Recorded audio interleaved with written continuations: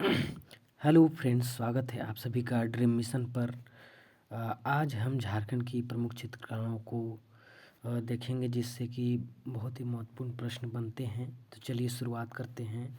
आज का जो पहला जो चित्रकारी है जो झारखंड का जो बहुत महत्वपूर्ण है, उसका नाम है जादू पाटिया चित्रकारी।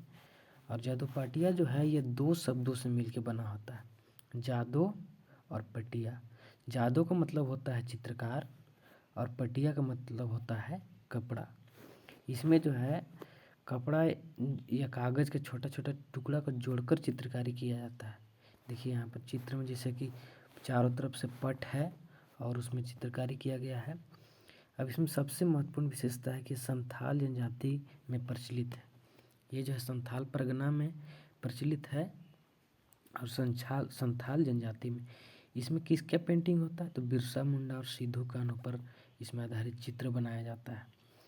अब चित्र की माप की बात करें तो 15 से 20 फीट चौड़ा होता है वो पटिया, जो जिसके कपड़ा की बात कर रहे हैं। और उसमें 4 से लेकर 16 तक चित्र, यानी 4 से लेकर 16 के बीच में जो चित्र होंगे वो बनेंगे।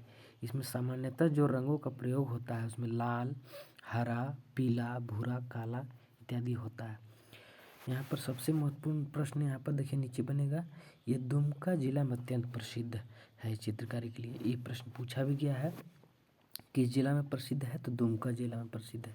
इसमें किस देवता का चित्रण मिलता है तो बाघ देवता का यहाँ पर चित्रण मिलता है। ये प्रश्न भी बहुत इम्पोर्टेंट है। देखिए इस चित्रकला को बचाने में जो है ना R.K. नीरज जो है 1990 से काम किया है। अभी ये विलुप्त प्राय की स्थिति में है, लेकिन बहुत सारे ऐसे चित्रकार हैं जो इनको जो है सो संरक्षित किए हुए हैं। देखिए यहाँ पर चित्र में आपको दिख रहा होगा। आगे बढ़ते हैं हम। अगला जो चित्रकारी है देखिए यहाँ पर, ये बहुत ही इम्पोर्टेंट चित्रकारी है, कोहबर चित्रकारी। कोहबर जो है फारसी और हिंदी भाषा के, देखिए फारसी और हिंदी भाषा के दो शब्द। कोह जो है फारसी भाषा है और बर जो है सो हिंदी भाषा। कोह का मतलब होता है गुफा और बर का मतलब होता है दूल्हा, यानी गुफा में विवाहित जोड़ा। इसका अर्थ पूछा जाएगा, कोहबर का क्या अर्थ है तो गुफा में विवाहित जोड़ा। इसमें विभिन्न ज्यामितीय आकृतियों की चित्रकारी की जाती है गणित के आकार की, ठीक है। इसमें जो है दुल्हन अपने वर के घर चित्रकारी करती है। और विवाह का जो मौसम होता है, ये स्पेशली विवाह को रिलेटेड जो है सो त्यौहार है। इसमें देखिए यहाँ पर ये एक प्रश्न है, देखिए यहाँ पर स्त्री पुरुष के संबंधों का चित्रण यहाँ पर दर्शाती है। तो ये प्रश्न पूछा भी गया है कि कौन सी चित्रकारी में स्त्री पुरुष के संबंधों का चित्रण दर्शाती है तो कोहबर चित्रकारी में। इसमें जिस देवी का चित्रण मिलता है उनका नाम है सिक्की देवी। किन देवी का चित्रण मिलता है तो सिक्की देवी का। और किस जनजाति में प्रचलित है तो बिरहोर जनजाति में और हजारीबाग जिला में प्रसिद्ध है।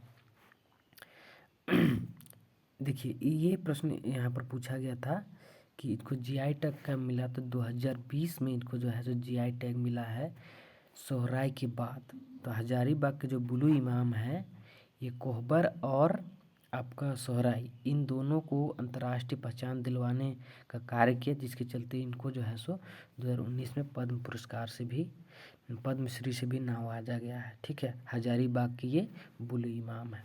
उम्मीद करते हैं आप इन सभी को नोट कर लीजिए। आगे बढ़ते हैं। अगला है देखिए यहाँ पर सोहराय चित्रकारी। यह सोहराय पर्व से जुड़ी चित्रकारी है और दिवाली के अगले दिन मनाया जाता है। इसमें किस देवता का चित्रण मिलता है तो पशुपति देवता का। और पशुपति देवता को सांड के पीठ पर खड़ा करके चित्रण किया जाता है, मतलब खड़ा चित्रित दिखाया जाता है। तो कोहबर में आपका सिक्की देवी था और इसमें क्या है आपका पशुपति देवता। जादोपाटिया में कौन था तो बाघ देवता थे। इसमें जंगली जानवर और जंतु मतलब जो पालतू जानवर होते हैं उनकी चित्रकारी की जाता है। और सबसे प्रसिद्ध जो है जिला है हजारीबाग जिला में अत्यंत प्रसिद्ध है। ये प्रश्न पूछा गया था और सीजीएल में देखिए ये आया था आपका कि सोहराय चित्रकला को 2020 में जीआई टैग मिला है। और ये यही हजारीबाग के जो बुलू इमाम है, कोहबर और सोहराय, इन दोनों को अंतर्राष्ट्रीय पहचान दिलवाने में ये अपनी पद्मश्री पुरस्कार पाए हैं बुलू इमाम जो हजारीबाग के हैं। आगे बढ़ते हैं हम लोग। अगला है देखिए यहाँ पर पैदकर चित्रकारी। ये बहुत इंपॉर्टेंट प्रश्न है और यूपीएससी की किताबों में भी इसका जिक्र है, हम देखे हैं और वहाँ से भी कुछ पॉइंट्स हमने यहाँ पर लिया है। तो पैदकर चित्रकारी जो है ये भारत का सबसे पुराना आदिवासी चित्रकला है। इसको स्क्रॉल पेंटिंग भी कहा जाता है, यानी मोड़ा जाता है स्क्रॉल पेंटिंग। इसका उल्लेख कहाँ मिलता है, तो गरुड़ पुराण में इसका उल्लेख मिलता है। उत्पत्ति इसकी बात करें पैदकर चित्रकारी की, तो पूर्वी सिंहभूम का एक गांव है अमादुबी गांव, जो कि ढालभूम के पास है, वहाँ से इसकी उत्पत्ति मानी जाती है। यह किस जनजाति में प्रचलित है, तो सबर जनजाति में प्रचलित है। ये गंदे कागज़ पर देख रहे हैं आप चित्र में कि गंदे कागज़ पर यहाँ पर पेंट किया जाता है। और इसका देखिए यहाँ पर सबसे इम्पोर्टेंट, इसमें किस देवी का जो है सो संबंधित होता है, तो माँ मनसा से, जो कि बंगाली परिवार जो है ना उनकी देवी है, उनसे संबंधित यहाँ पर चित्रकारी होती है इसमें। और इस पैदकार चित्रकारी में महाभारत, रामायण, जंगली जानवर इत्यादि के चित्र बनाए जाते हैं। इसका सामान्य विषय यह है कि मृत्यु के बाद मनुष्य के साथ क्या होता है उसका चित्रण भी यहाँ पर आपको देखने को मिलता है। उम्मीद करते हैं कि आपको समझ में आया होगा। आगे बढ़ते हैं। अगला है देखिए यहाँ पर स्ट्रॉ चित्रकला। स्ट्रॉ चित्रकला भी पूछा गया है। इनकी उत्पत्ति कहाँ से हुई है, तो देखिए उत्पत्ति मिहिजाम जो जामताड़ा में है वहाँ से इसका उत्पत्ति माना जाता है। और इसका जो उत्पत्ति करता है उनका नाम है तरुण गुहा। इन्होंने जो है सो इस चित्रकला को विकसित किया है। इसमें क्या होता है स्ट्रॉ चित्रकला में, तो इसमें धान का जो पुआल होता है ना उसको फैलाकर मतलब पाट के रूप में समतल कर लिया जाता है और गर्म करके उसको दबा दिया जाता है, तो एक फ्रेम बन जाता है। और फिर उस फ्रेम में जो है ना वो अलग से जो चित्र बनता है उस चित्र को काट कर उसमें वो चिपका देता है। जो पृष्ठभूमि जो है पिछला जो पुआल का जो पृष्ठभूमि होगा ना वो काला हो जाता है। अब ताप देगा तो काला होगा। देख रहे हैं आप चित्रकारी में यहाँ पर भगवान श्री कृष्ण और राधा की तस्वीर जो काली पृष्ठभूमि में है। तो ये इम्पोर्टेंट यहाँ पर हो जाता है कि काली पृष्ठभूमि में जो पुआल को फैलाकर चित्रकारी बनाई जाती है उसे क्या चित्रकारी कहते हैं, तो स्ट्रॉ चित्रकला उसको कहा जाता है। आगे बढ़ते हैं। अगला देखिए भित्ति चित्रकला। ये भी इम्पोर्टेंट चित्रकला है। यह संथाल जनजाति में प्रचलित और संथाल परगना में प्रचलित। इसकी उत्पत्ति जो है चाय चंपागढ़, एक कोडरमा जिला का एक गांव है चाय चंपागढ़, वहाँ से इसकी उत्पत्ति माना जाता है और संथाल जनजाति में प्रचलित। इसको वॉल पेंटिंग में कहा जाता है। देखिए यहाँ पर दीवारों पर पेंटिंग की जा रही है, इसे वॉल पेंटिंग में कहा जाता है। ये दो प्रकार का है, एक संथाली और एक छोटा नागपुर भित्ति चित्र। संथाली जो है उसमें प्राचीनता का भाव होता है, जबकि छोटा नागपुर जो भित्ति चित्रकला है उसमें आधुनिकता का भाव होता है। इसके आकार में प्रधानता होती है, यानी आकार यहाँ पर देखने को मिलता है, और छोटा नागपुर वाला में रंग की प्रधानता होती है। इसकी आकृति में उभार होता है संथाल वाला में, और छोटा नागपुर वाला में आकृति समतल होती है।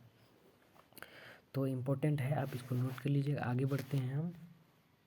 अगला देखिए यहाँ पर बैद्यनाथ चित्रकारी। इसके निर्माणकर्ता जो बैद्यनाथ चित्रकारी है नरेंद्र पंजियार हैं, उन्होंने इसको विकसित किया है। और इसमें जो श्रावणी मेला लगता है बैद्यनाथ मंदिर उसकी परंपराओं का यहाँ पर चित्रण होता है, जैसे कि शिव बारात, कांवड़ यात्रा, जलाभिषेक आदि। देखिए यहाँ पर ऐसा पेंटिंग होता है।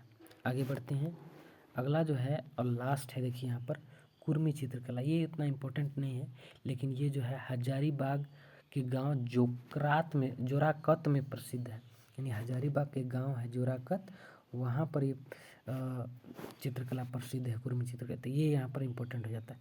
इस चित्रकला में उरांव, गंझू, कुर्मी, तेली आदि जाति में प्रचलित, मतलब सभी जाति में यहाँ पर देखने। तो इसका मेन विशेषता क्या है कि फसल की कटाई के बाद घरों में पेंटिंग की जाती है कुर्मी चित्रकला।